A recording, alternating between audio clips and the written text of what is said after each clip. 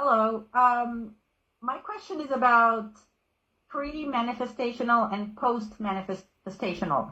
But in this sense, I'll use a very simple example uh, to explain myself better.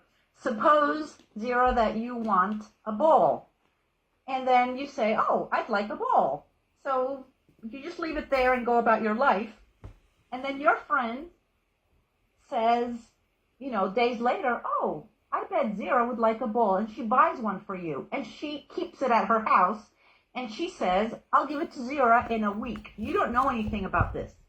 Now, the ball exists in your friend's home, and she will give it to you in a week. But, so is that pre-manifestational or post-manifestational? Because you don't know about the ball yet, but it exists at your friend's house. Right. Yes. So until it is in your hands, you're still pre-manifestational. Even if the ball exists somewhere. Yes. Okay. It hasn't. It's not in your hands. You're still pre-manifestational. Okay. So post-manifestational or pre-manifestational relates to the person. You when you see it, exactly. You have it in your hands. Yes, because for you it hasn't happened until you have it. Oh, okay. I had this confusion. I thought pre-manifestational wasn't still in non-physical. Yes, well, it is still in non-physical as far as you're concerned, because your friend in the meantime could change her mind about giving it to you and give it to someone else. So for you, it's still non-physical. And whether or not it actually ends up in your hands depends on your vibration about it. If you've let it go, no attachment to the outcome, it's going to land in your lap whenever it lands in your lap. But if you become unhappy, where's my ball? It's not coming. Now, chances are your friend will give it to someone else. Even though she bought it for you. If the ball existed physically, you did something, you went negative, and then the ball went somewhere else. Well, when we say exists in non-physical, your ball, the one that you will get, exists in non-physical. So let's play this a little further, and this is the premise of the book Thrive. So if you have the book Thrive, Jessica, the book Thrive helps you to understand this. Let's play this scenario. So let's say you did go down the emotional scale. Your friend turned around and gave the ball to someone else, even though she had bought it for you. Haven't we all done that kind of a thing? Like, come on. We have, right? Yes. So now but your request didn't go away, because once you ask, it's always in the vortex. So that ball is no longer your ball. However, the universe will get someone else to buy another ball for you. So it's about you going up and down the emotional scale. You went down the emotional scale, your friend gave the ball to someone else. My pen isn't visible. Let's see. Okay. So you went down, that ball went away. But now someone else will go buy a ball. And if you stay high long enough, you will get it. But as long as it's not in your hands, even though it's a real ball, it's not your ball. Okay?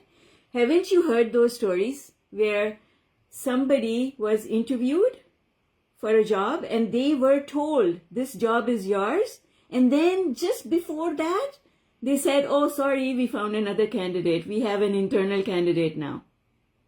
I've seen that happen, right? Why? Because the person concerned is not maintaining their vibration high up here. Happens all the time. Business deals fall, they either come together or they fall apart. You've seen it. It happens. It's in the news. This merger was going on, or this takeover was going on, and then it didn't happen. Why? It didn't happen because people were going up and down the emotional scale and they weren't able to maintain their vibration. And the opposite also happens. Nothing was happening and then suddenly something happens. that person who was looking for a job, and that opportunity went away, but they were at a party and they were feeling good and had a couple of drinks, and next thing you know, they're talking to someone at a party who says, can you show up for work on Monday? That also happens.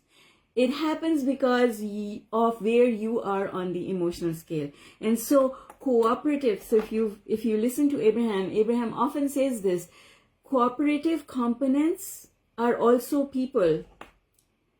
Who are the cooperative components? In your example, the friend who bought the ball is a cooperative component.